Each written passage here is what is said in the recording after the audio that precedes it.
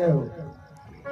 राघो ललन तेरे कोमल चरण कहीं कंकड़िया गल नहीं जाए। राघो ललन तेरे कोमल चरण कहीं कंकड़िया गल नहीं जाए। राघो ललन तेरे कोमल चरण कहीं कंकड़िया गल नहीं जाए। राघो ललन तेरे कोमल चरण कहीं कंकड़िया गल नहीं जाए।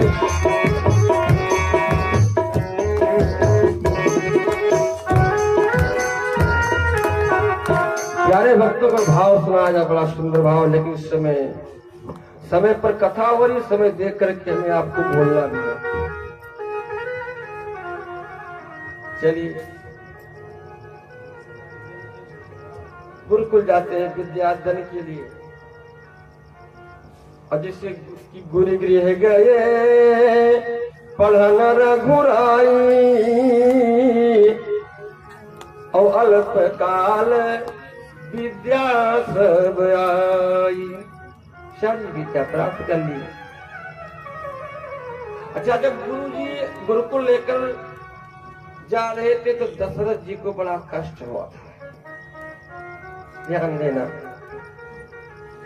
और विद्या पूरी हुई, जैसे पहुंचे फिर महल में लगे खेलने।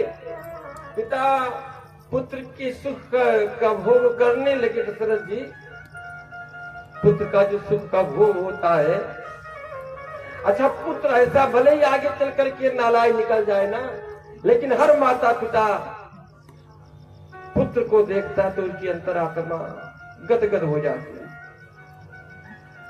पिता अपने मन में ये सोचता, मैं अपने बेटे को पढ़ा लिखा करके एक ऐसा ऊंचा स्थान दिलाऊंगा। बेटे को पढ़ाने के लिए, ऊंचा स्थान दिलाने के लिए न जानी कितनी धूप का सहन करना पड़ता है, न जानी कितने ठंडे को सहन करना पड़ता है, न जानी कितने बरसात को सहन करना पड़ता है, न जानी कितने लोगों के कट वचनों का सहन करना पड़ता है। ओ पिता, कि मेरा बेटा ये बन जाए, और बनने के बाद में वो पिता का परित्याग कर दे। ऐसा नालायक इंसान इस दुनिया में नहीं। उन्हीं को दैत्य कहते हैं, उन्हीं को राक्षस कहते हैं। कि मां नहीं माते, पिता नहीं देवा, और साधुन सन करवावय सेवा, और जिनके यहाँ आचरण भवानी, और ते जानो निश्चर सम प्राणी, वही निशाचर है। अरे नालायक, सोचना चाहिए कि तेरे पिता ने तेरे लिए कितना कितना कष्ट उठाया, और आज पद पाने के बाद में तुम पिताजी को भूल गए हो, अपनी माँ को भूल गए हो। प्यारे भक्तों, पिता अपने ड्यूटी पर है या कोई काम में है, फैक्ट्री में कट वचनों को सुना, चलता है कंपनी से या ऑफिस से, अधिकारी ने आज बड़ी डांट फटकार लगाई और वहां से चला, मन में बड़ा दुख है। और जैसे दरवाजे के सामने पहुंचता है, मुख द्वार पर, बेटा पिताजी पिताजी कहा करके दौड़ता है। पिताजी दौड़ करके बेटे को गोदी में ले लेते, कहते हैं मैं ऐसा पढ़ाऊंगा कि मेरा बेटा बदला चुकाएगा। सारा दुख भूल जाता है बेटे, छोटे बेटे को देख करके। अंत में वो बेटा पिता की काम ना आवे तो उसका जीवन व्यर्थ है। महाराज दशरथ राम जी को देखते हैं तो अपने आप को बड़भागी मानने लगते हैं, लेकिन सुख नहीं लिखा हुआ है। पुत्र का सुख पुत्र के सुख से वंचित है। गुरु जी लेकर के आए, जैसे गुरुकुल से छोड़े, इतने में क्या होता है समय को कि गाध तनय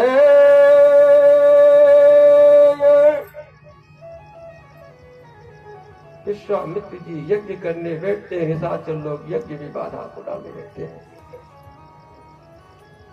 कि गाध तनय मन चिंता व्यापी और बिनहर मरही न निश्चर पापी। ध्यान देना, ये चौपाई बहुत संदेश दे रही है। क्या? अगर समर्थवान हो जाओ तो किसी के साथ अनिष्ट मत करना सीखो। आज विश्वामित्र जी तपस्या के धनी हैं, यज्ञ करने बैठते थे, राक्षस लोग यज्ञ में बाधा डालते थे और कमंडल से जल निकाल करके उसको अपवंचित करके और जैसे जल फेंकते जल करके सब भस्म हो जाते। ये तपस्या विश्वामित्र जी के पास थी।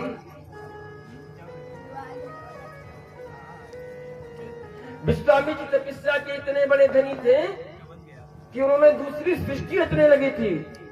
महाराज त्रिशंकु को जब देवता लोग स्वर्गलोक से धकेलने लगे नीचे और ब्रह्मा जी ने सृष्टि रचना शुरू, जो ब्रह्मा जी सृष्टि किए थे, ब्रह्मा जी के सृष्टि का नकल करके विश्वामित्र जी सृष्टि रचने लगे। ब्रह्मा जी ने सृष्टि के शुभ आरंभ में सबसे पहले गौ माता को उत्पन्न किया था। तो विश्वामित्र जी ने कहा वो गाय उत्पन्न किए थे 4 मुख वाले, तो विश्वामित्र जी ने बकरी उत्पन्न कर दिया। ब्रह्मा जी ने सबसे पहले जौ और तिल को उत्पन्न किया, तो उसका नकल किए विश्वामित्र जी, तो उन्होंने गेहूं पैदा कर दिया। तो देखिए, जौ और तिल पूजन में आता है, गेहूं कहीं आता है पूजन में? ऐसे विश्वामित्र जी तपस्या के धनी थे। अंत में देवताओं ने आकर के रोका और महाराज हरिश्चंद्र के पिता त्रिशंकु को पुनः स्वर्गलोक लेकर चले गए। ऐसे तपस्या के धनी है विश्वामित्र जी, लेकिन कहते हैं मैं मारूंगा ना, अब के तो पाप कृत्यक्रम हो जाएगा, मेरा पूर्ण क्षीण हो जाएगा, तपस्या जो किए वो शक्ति क्षीण हो जाएगी। तो चिंता की, किसकी चिंता की? चिंता को चिंतन में प्रवृत्ति, परमात्मा के चरण कमलों का चिंतन किया। तो गाध तनय मन चिंता व्यापी और बिनहर मरही न निश्चर पापी। तो क्या करूं? लगाया ध्यान, अयोध्या में तो आ गए हैं, मांगने के लिए आकर के पहुंच जाते हैं। विश्वामित्र जी का आगमन जैसे महाराज दशरथ ने सुना, उनको अपने पूर्वज की बात आने, एक बार अयोध्या आए थे शची,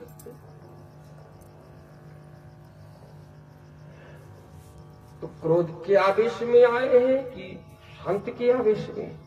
अच्छा, दशरथ जी ने कहा लो ब्राह्मणों की एक टोली एकत्रित की जाए कि मुनि आगमन सुना जब राजा और मिलन गयोले विप्र समाजा। ब्राह्मणों की समाज लेकर के महाराज की अगुवानी करने के लिए चले, ला करके आदर सत्कार करते, अतिथि का जिस प्रकार से सत्कार करना चाहिए करने के बाद में विश्वामित्र जी चुपचाप बैठे हुए हैं। दशरथ जी बैठे हाथ जोड़ करके, अब कुछ बोले नहीं। अब विश्वामित्र जी सोचते कुछ कहे तब तो मैं बोलूं। अंत में दशरथ जी के मन में उच्चाट तो पैदा, आखिर किस कारण आए हैं हमारे महान? भैया अभी कोई प्रधानमंत्री मुख्यमंत्री आ जाए, तपस्या का धनी आदमी कोई आ जाए महल के अंदर या घर के अंदर, तो मन में विचार होगा कि किस लिए आए हैं और क्यों बोल नहीं रहे, कुछ तो बोलना चाहिए। विश्वामित्र जी कुछ समय तक नहीं बोले, तो दशरथ जी ने मन में विचार किया, लाओ हम ही पूछ लें। भाई खतरनाक इंसान है ना भाई, है तो संत, कब क्रोध की आवेश में आओ शराब दे जाओ। तो विश्वामित्र जी के आगे हाथ जोड़ करके महाराज दशरथ जी पूछने लगे कि कहीं कारण आगमन तुम्हारा और कहूँ शुक्रत न लाऊं बारा। महाराज आपका आगमन किस कारण अवश्य हुआ है? जैसे इतना कहा, कहने के बाद में विश्वामित्र जी ने कहा, मैं यज्ञ करता हूँ, यज्ञ में निश्चल लोग बाधा डालते हैं, मैं आपके पास याचना यानी भिक्षु बन करके आया हूँ और मैं मांग रहा हूँ। कहा क्या मांग रहे हो? बोलो। कहा मैं मांग रहा हूँ आप अपने ज्येष्ठ पुत्र राम जी को, लक्ष्मण जी को कुछ दिन के लिए मेरे साथ भेज दीजिए। जैसे इतना कहा, दशरथ जी ने कहा, राजा मुनिराज आपने मांगा तो लेकिन सोच विचार करके मांगा नहीं। राम देत नहीं बने गोसाई। मुनिराज इसके सिवा और कुछ मांग लीजिए। कि चौथे पन पायो सुत चारी। महाराज चौथे पन में गुरु जी की कृपा हुई, 4 पुत्र की प्राप्ति हुई और चारों में और को किसी को मांग लेते, भरत जी को, शत्रुघ्न को तो ठीक है, लेकिन जो हमारे आंखों के तारे हैं, ज्येष्ठ पुत्र पिता का प्यारा होता है, आप मांग रहे हो। महाराज नाराज मत होना मुनिराज, इसके सिवा और जो कहो मैं देने के लिए तैयार हूँ। कि मांगो घूम धेन धन कोसा, दे दूधा कर को मैं स्वयं चलूं। वो बड़े बड़े भयंकर शरीर वाले राक्षस हमारे छोटे से नन्हे से कुमार बालक कैसे उससे युद्ध करेंगे महाराज? अरे मांगने के पहले कुछ विचार करना चाहिए। मुनिराज राघो को मैं न दूंगा, राघो को मैं न दूंगा, मुनिराज मरते मरते, मुनिराज मरते मरते, राघो को मैं न दूंगा, राघो को मैं न दूंगा, मुनिराज मरते मरते, मुनिराज मरते मरते। मेरे प्राण न रहेंगे, मेरे प्राण न रहेंगे, यूं दान करते करते, यूं दान करते करते। मेरे प्राण न रहेंगे, मेरे प्राण न रहेंगे, तुझ दान करते करते, ये दान करते करते। राघो को मैं न दूंगा, राघो को मैं न दूंगा, मुनिराज मरते मरते, मुनिराज मरते मरते। राघो मैं न दूंगा, राघो मैं न दूंगा, मुनिराज मरते मरते, मुनिराज मरते मरते। मुनि जी और इसके सिवा कुछ और मांग लो, मैं नहीं दूंगा। जब कहा तो थोड़ा विश्वामित्र जी की भ्रगटी टेढ़ी हुई। ध्यान देना, समय को देख करके आए थे। इतने में वशिष्ठ जी आए। विश्वामित्र जी से दशरथ जी से विवाद चल रहा है और ध्यान देना, विश्वामित्र जी से वशिष्ठ जी से बहुत बड़ी शत्रुता थी। विश्वामित्र जी ने वशिष्ठ जी के 100 पुत्रों को मार डाला था। ध्यान देना, और पुत्र को मारने वाला शत्रु सामने खड़ा हो उसकी मदद की जाएगी, लेकिन समय को देख करके आएंगे। समय बलवान होता है।